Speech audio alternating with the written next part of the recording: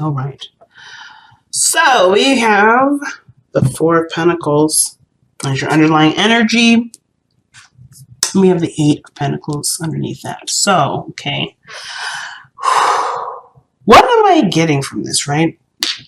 I'm going to grab my crystals here because they help me concentrate. But the Four of Pentacles and your underlying energy would suggest something that you're holding on to. You put a lot of work into this. Put a lot of work. The Four of Pentacles, without a doubt, understandably so, is holding on to what he's worked so hard on. But this is also settling for what you have done so far. Because the Four of Pentacles, they don't stop here, right? We go further. We go to the 10. We're not at the 10 yet here, though. We're at 4. So we have 6 more steps to go. And the fact that we stopped at 6, stopped at 4, with 6 away, suggests that we could do more with what we know, rather than settle for what we know we could do more with. And I feel like, Gemini, you feel the same way. You feel like, yes, you have the potential to go further. You did the 8 and you dropped all the way down to 4. You stopped halfway through. And it's not because, again, you just wanted to stop. It's because you got to a great point. Everything was looking up. But it didn't reach the best that it could be. And so I think you're noticing that. You're noticing that, okay, I worked hard. I did the best I could. And the work that I put in for it is not necessarily everything that I wanted, but it's something that I can be content with for a little bit. However, you know that even with this placement being comfortable and nice, there's, when it comes to going further, there is a little bit more scratching of the surface, which will honestly hack away the work that you've done. Not saying that what you've done was pointless anyway, it was pointless, but you showed yourself not only how far you can go and the greatness of the hard work that you can put in, but also that because you can put so much work in and you can make something so great, why settle for something that isn't up to where it could be? So I'm not trying to say to compare or take the time now to go ahead and compare to others or compare to, what you believe you could do more of, but why settle or stop where you could continue to grow, to be better? This doesn't have to just do with a relationship. This could also do with sometimes with our development, right? With maybe we think, oh, we know enough for now. We don't need to go any further, or there's no learning. We don't need to learn anymore. This is very similar to, I don't want to say, like an old person mentality. Then I'm not trying to slag off or trying to insult any old folks out here. But what I am saying is that usually when people get to a certain age, they stop wanting to learn. They stop wanting to change because they get to a good spot. They know that this is not necessarily the top of where they can necessarily stop necessarily. They can go further. And I think that everybody that has the Four of Pentacles, they know they can go further. But it's just like, ooh, am I willing to take the risk to uproot this comfortability, this stability, and go after what I believe could be better than this? It's usually a hard one. And usually people just say, you know what, fuck it. I'm just going to stay here because this is what makes me fine. I'm fine here. I don't need to push this.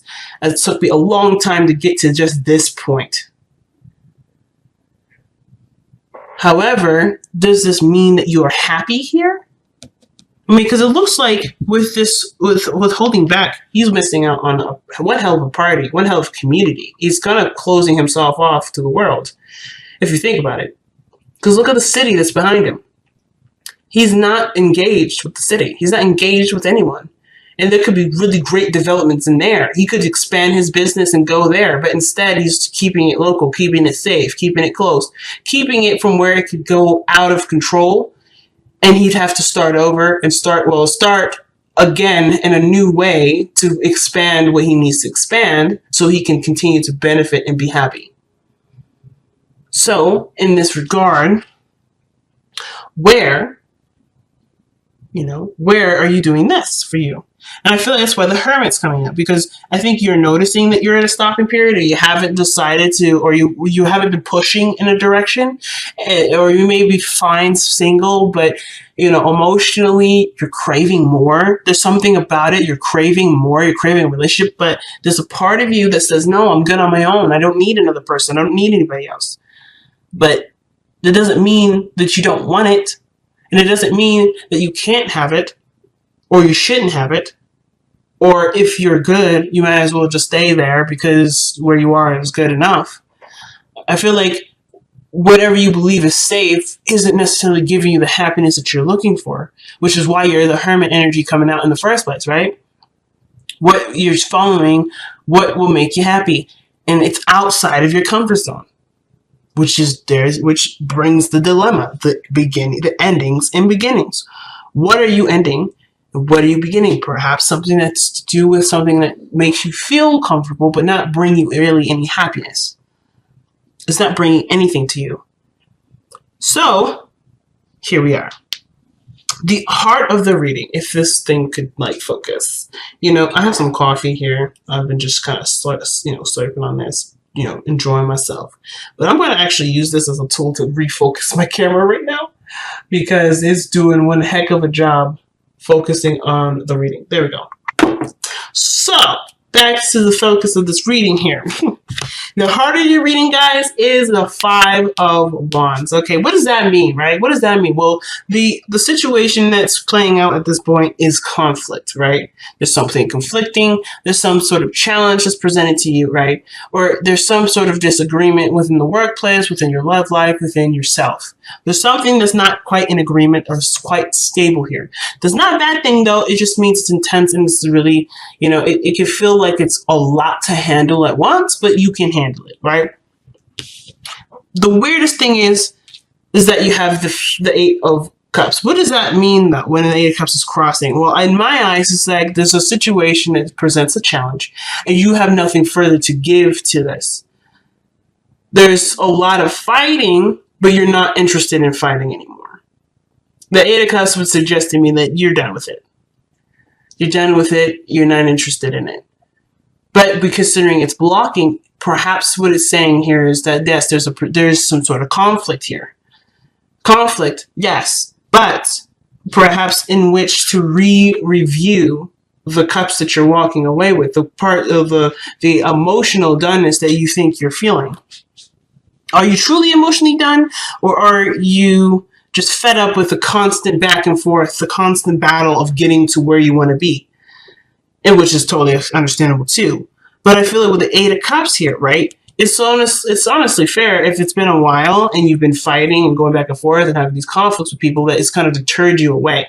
But I feel like even if this is talking about you don't have anything else to give to the arguing or the fighting, I feel like it's like a temporary delay in regards to reviewing what is going on, assessing this based off of what you want. So I don't think necessarily you're done, but I do feel like whatever this was put you off initially. You don't like that part. You don't like this part of the Five of Wands where there may be the dating apps or something like that. Or maybe this is in regards to a project and working with certain coworkers and they're just argumentative, egotistical, and unable to work with. Whatever that is, you are not interested in that aspect, but there are some things or something that is still compelling that still draws you back to it. So there is this yo-yo effect. And that will constantly get you back into that drama or that constant conflict, or constant turmoil, because even though you're annoyed with how this is going, I feel like there's something that still brings you back to these cups because there's something still there to look at. I know, totally interesting and weird way of looking at it, but I feel like this is what's happening. For some of you. It could, for some of you, still be that other way, like I said. You guys are just tired of the fighting, tired of the mumbo-jumbo. You're just done with it. So you're no longer interested in going this direction. It may bring to light to you what you don't want, so therefore you can go and find what it is that you want by focusing on what you feel, which very well could be what's going on here too. And I feel like that's very much so tied with the other thing too. You know what you don't want through the arguing, through the conflicts, through the mingling, and now you're going to go for what you want by focusing on what you want, by focusing on how you want to feel. But at the same time, even then, you're still trying to find what do you want to feel. So in the past, you have the hangman. So things have been stagnant in the past. Things haven't been moving in the past necessarily. Like nothing moving in the progression of anything, but they're really just trying to get a better understanding of it. At most, you're trying to see something from a different perspective by not engaging. Right? You're surrendering to the perspective. You're surrendering to what's being presented to you. And instead of reacting to it or being a part of it, you're not engaging in it. You're sitting back and looking at it from a different lens, from a different angle, from a different perspective, so that way you can bring about something within you that will help figure out what you need to understand for yourself. So that totally makes sense here with the hangman. Nothing was progressing here, no relationships, no progression of any sort, but just trying to understand you for who you are based off of whatever you're trying to look at. And you were looking at it from different angles. So there was a lot of patience, a lot of surrendering, a lot of going with the flow, a lot of trusting yourself, a lot of trusting the universe. A lot of trust went into this. And the product of this hangman in the past is bringing the King of Wands. Your energy has gone up. Your focus is all about having more fun or enjoying yourself and being authentic to who you are. I feel like right here you want to express. You want to be more expressive, and you want to indulge into life experiences. But on top of this understanding of yourself, you've gained more confidence in yourself too. You've gained a tremendous amount of confidence. You see yourself with great esteem. However, with the Eight of Cups crossing this, I still feel like with this conflict energy, there is a bit of revision here. There is still an element of revision. But I feel like this is the revision of you leaving behind what you were not satisfied with. And now you're looking at this situation from the perspective of where you weren't satisfied to know exactly what you need to do for yourself to be satisfied. This is the death of what was in the beginning of what is. Not settling for less. I feel like you're noticing from where you are, the high confidence person that you are now, you're noticing where you've been, either where you have settled with this kind of conflict, with this kind of energy, where you have settled and where you can expand more because you are aware of your capabilities. You're aware of your power. You're aware of your strengths, where your heart really lies. You are so hyper aware of this now that this situation you don't want anything to do with necessarily, but you do have a different approach to how you want to handle this now. Because there's no way you can give back to this what you used to give back to it, because you're not in that level. You're not in that area now where that makes sense to you to do. It's just boring and it doesn't really give you anything. So it's like going back to that old way of being. Yes, it's a mechanism. Perhaps it's still in you, perhaps, but I still feel like you're not interested in engaging with something that truly doesn't make you feel good. King of Wands only does what makes it feel good. He doesn't do anything otherwise. So what didn't make you feel good? Well, you're about to change that whole process because you've taken the time out to understand, to get out of your own way and see what you need to see with this. And it's usually very hard because Gemini, let's be honest, right? A lot of 90% of the time, you're in your head. You're in your mind. And instead of being in your mind, you let yourself just be. And that gave you the answers. And that's why you're more confident now. Because you know who you are. You know who you want to be or what you want to have now. Because you allowed yourself to not overthink every little action that you did. Or overthink every action that someone else did. You got completely out of the way so that way you can see who you truly are. And now you can express based on that. What I like to see, though, actually, is the High Priestess in your future. This is kind of like my favorite part because it leads a lot of mystery, but you also know what your future will look like because you already have an intention to make something happen.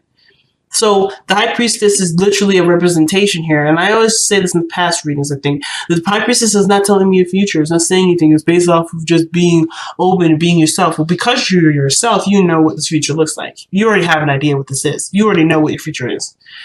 So there's no reading for this. There's no like card that would suggest anything more, because what your King of Wands self is saying here is that I know what I'm going to make. I don't need to know. The future isn't going to be anything different than what I'm trying to do. Because you're not looking for a different future. You're not looking for a future outside of yourself because you are aware of your power. You are aware of your power, so therefore you know that your power is to create your future. So you don't need it. You don't need a card that suggests a future. That right there is power. That right there is some scary ass shit. Why? Because if somebody is aware of what they're capable of doing, they can create so many great things. They can create so many great things for themselves. And that also shows this person's unstoppable. Because there's nothing outside of their realm of power that they can and cannot do. There's nothing. So the High Priestess is my favorite part of this reading here. Because you know what your future looks like. Because you know that your power will make sure that happens. No ifs, ands, or buts about it. So your advice is the Ten of Cups. There's people already around you, based off of your surveying, based off of your your turmoils with other people, where you've expended your energy here with the Eight of Cups. You are aware of the happiness that surrounds you, and the people that are willing to celebrate and be around you with this energy. It's finding the happiness and contentment where you are with the people that are currently here, and that's how you plan to manifest whatever you plan to manifest. You're done with the comfort zones. You're done being confined. You're done living in a world where it's only one way of being, because you are not that. You are more than that. And you are aware of that because of where you had stopped for a moment to recognize. The Eight of Pentacles isn't just about holding stuff back and keeping things to yourself and all this stuff. It's not just savings. It's also taking account for what you have. And noticing where you could prosper from, but with the time that you spend with taking as much account as from what you have. Does that make sense? Hopefully that makes sense, because I know that the way I said that was like, woo. But I'll say it one more time. This is not just a card that represents martyrism or martyrdom. This is a card that doesn't necessarily just talk about saving. It's also about taking account for what you have. It's about reviewing what you have. You already have everything right here. Or you have what you believe is everything, but really isn't everything, because the time that you spend to realize that to have this, you're noticing what you have. You're noticing that there could be more, because you're also taking the time out to realize where you're spending your energy into. And what your energy is expended into is a stagnant energy that doesn't grow. Does that make sense?